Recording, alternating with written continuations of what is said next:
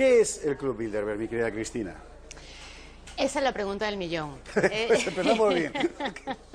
Y podríamos estar horas y horas debatiendo y explicando y sacando tramas para que las personas que lo desconocen por fin tengan una idea clara de qué es el Club Bilderberg. Pero intentemos sintetizarlo. Es la estructura de poder que ha dominado el mundo, que ha planificado el mundo después de la Segunda Guerra Mundial. ¿Qué logra el Club Bilderberg que no logran otros? O lo que yo llamo Club Bilderberg. El Club Bilderberg es una articulación de distintos centros de poder compuestos por los medios de comunicación globales, la CIA, el FBI, todo lo que son los servicios secretos estadounidenses y parte de los europeos. También forman parte de esta estructura la realeza y la aristocracia española. Después está también el poder político y el poder financiero. Podemos empezar a hablar de los cimientos del Club Bilderberg en el año 1948, con el movimiento europeísta y el Congreso de La Haya. Es decir, movimiento paneuropeo, Kalergi, Otto de Habsburgo, todo eso. Exactamente, y ahí está el señor Rettinger, que es el secretario de ese Congreso de La Haya, que organiza ese congreso y que después organiza el Club Bilderberg para poner en conexión los grandes capitales, los grandes políticos del momento, los medios de comunicación, en una reunión que se llamó la Conferencia Bilderberg, que se celebra en el Hotel Bilderberg, que era propiedad del príncipe Bernardo de Holanda, que él no es el ideólogo, como algunos escriben o como algunos pueden. El ideólogo es este señor polaco, él es el anfitrión en relaciones públicas del club. Bien, te hago un paréntesis. Estamos en 1948, el mundo acaba de verse barrido por la Segunda Guerra Mundial, son muchísimos los que, desde latitudes ideológicas enteramente contrapuestas, coinciden en que esto no puede volver a pasar. Y entonces empiezan a imaginar formas de llegar a acuerdos internacionales, crear estructuras lo suficientemente sólidas como para que la guerra no vuelva a ser posible. Hay, por así decir, un movimiento de opinión para que no pueda haber otra vez guerra.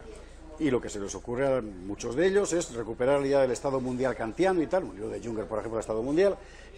Queremos estructuras transnacionales. Hasta ahí. Celebran la conferencia de Bretton Woods, ¿vale? En el 44, en Estados Unidos, antes de acabar la guerra, ya le estaban vendiendo la piel del oso, la suya. Bueno. Ahí está el señor Rockefeller como consejero y están muchos de estos personajes que aparecerán luego en Bilderberg y crean la ONU, crean el Fondo Monetario Internacional, el Banco Mundial, todas esas tramas que confluyen todos los años en la reunión anual del Club Bilderberg, pero que están trabajando durante todo el año. ¿Quién controla el mundo? Wow, esta pregunta empezamos.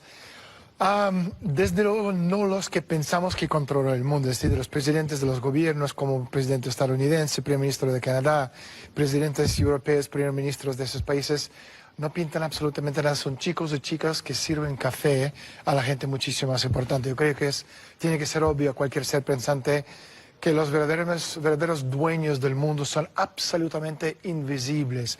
Aunque podemos hablar de gente o los nombres como los Rockefeller, los Rothschild, el hecho de que conocemos sus nombres, la gran mayoría de las personas en el mundo saben quién es David Rockefeller y compañía. Lo descalifica de ser una persona importante. Es popular, famoso, pero es distinto de ser poderoso, porque la gente verdaderamente poderosa en la historia del mundo son totalmente invisibles. Si buscamos sus nombres en Google, no existen. Este es el poder del mundo. Y entre estos poderosos, yo pasé 3 años y medio investigando, digamos, el poder en la sombra, los antepasados del Club Bilderberg. No decimos que sea una cara oculta, la de la globalización, sino una cara muy visible. Por eso el subtítulo lo cambié a de la globalización al gobierno mundial. Ese poder que tradicionalmente lo tenemos en nuestro paradigma mental en cabeza del Estado, en cabeza del presidente, en cabeza del rey.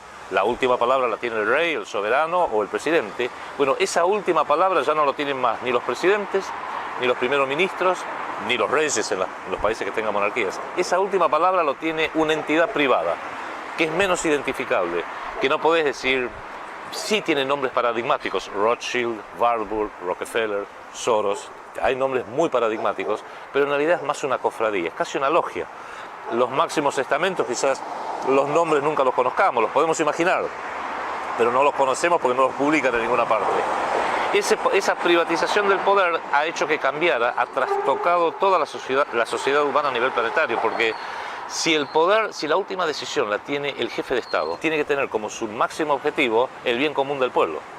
Entonces el pueblo le puede ir a exigir, usted no está cumpliendo con esa demanda del pueblo, porque el poder es público. Pero si el poder se queda privatizado, la última instancia del poder privado no es el bien común, es ganar plata, es generar dividendos. O sea, tú no le puedes exigir a una empresa, ustedes tienen que forjar y ayudar el bien común, porque la empresa te puede decir, mi función es ganar dividendos, si no lo hago mis accionistas me van a echar. El concepto de democracia no existe, es decir, en un país democrático que sea Estados Unidos, Canadá, Inglaterra, etcétera, etcétera, hay partidos políticos, pero todos los partidos políticos están controlados por estas fuerzas supranacionales, como por ejemplo, yo tengo 10 dedos, imaginemos que cada dedo es un partido político. Ahí están las elecciones, ¿qué partido te gustaría elegir? ¿Ves? Pero todos estos están controlados por una persona, que soy yo. Y este nivel supranacional, al fin y al cabo... Mira, una película de James Bond que salió hace pocos meses, que se llama Spectre, ¿no? Que tiene el símbolo del pulpo, el octopus. Entonces, ahí te diría yo que es lo que más se acerca a la verdad de la gente que controla el mundo. Estas entidades totalmente efímeras, desconocidas para el 99,999% de la población. Si yo diría, por ejemplo, estábamos hablando de los raíces del Club Bilderberg remontan a 1000 años atrás en la historia, a la nobleza negra veneciana. Yo no sabía que existía esa gente hasta que pasé 3 años y medio investigando en la Biblioteca Nacional de Florencia, en Italia, encontrando en los antiguos libros notariales del siglo XIII y XIV la gente que compraban y vendían terrenos hace 700 años atrás.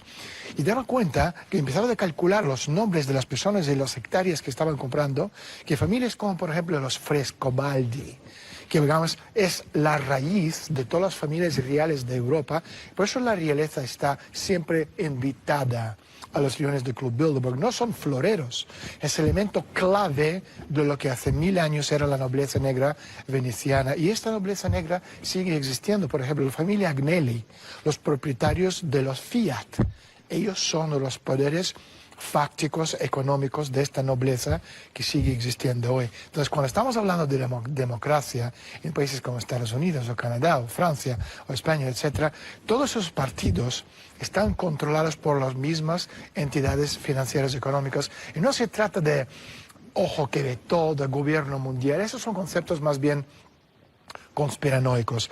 El concepto en sí es empresa mundial S.A., poderes fácticos financieros que tienen mucho más poder que cualquier gobierno en la Tierra. De hecho, lo estamos viendo ahora mismo.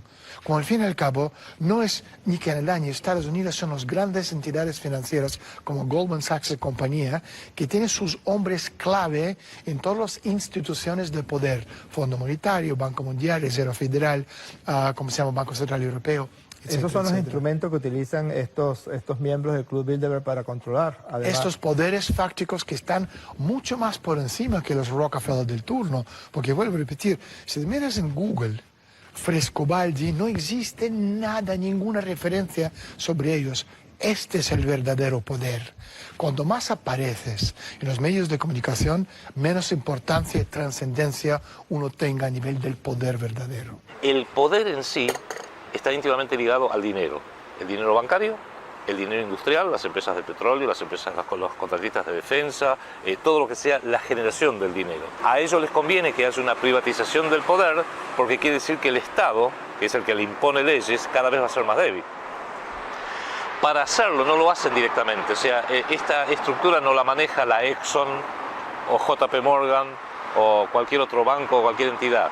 Ellos mismos vienen financiando desde hace décadas, hace casi un siglo en algunos casos, entes que son los que hacen el planeamiento para ir llegando a ese gobierno mundial. No es uno, son varios. Yo lo llamo una red de lo que tú lo sabes muy bien, ellos llaman think tanks, bancos de cerebro, donde reclutan a los mejores pensadores, porque Rockefeller no tiene tiempo para él personalmente ir diseñando el gobierno mundial. Tiene mucho dinero y lo quiere disfrutar, pero puede reclutar a las mejores mentes a cambio de ¿qué? A cambio de dinero y a cambio de brindarles prestigio. Si tú ayudas a promover los intereses de, por ejemplo, vamos a ya ir a entrar en tema de la Comisión Trilateral, tú vas a salir muy bien publicado en el New York Times, te van a hacer entrevistas en Fox News, en la BBC y en CNN, y tus libros van a ser publicados con las mejores reviews imaginables. Entonces tu prestigio hacen que tu interés personal, como académico, como pensador, inclusive económicamente, coincida con los objetivos de ellos. Para eso te reclutan, para eso te pagan muy bien. Entonces, lo que tienes es una suerte de red de centros de planeamiento geopolítico a largo plazo. El Club Bilderberg y todos estos proyectos de élite no necesita gente inteligente abajo en las clases bajas. Necesita abajo gente estúpida. Así de simple. Que esté preocupada de ver cabezas de pescado, no razonen. Eso es lo que necesita, y para eso los grandes medios de comunicación masiva del mundo entero. Y lo otro también, funcionan destruyendo las economías de las naciones. América y África, bajo este nuevo orden mundial, son los países prescindibles, los que estamos llamados a transformarnos si no tomamos cartas en el asunto en términos de generar conciencia del saber, en siervos o en esclavos.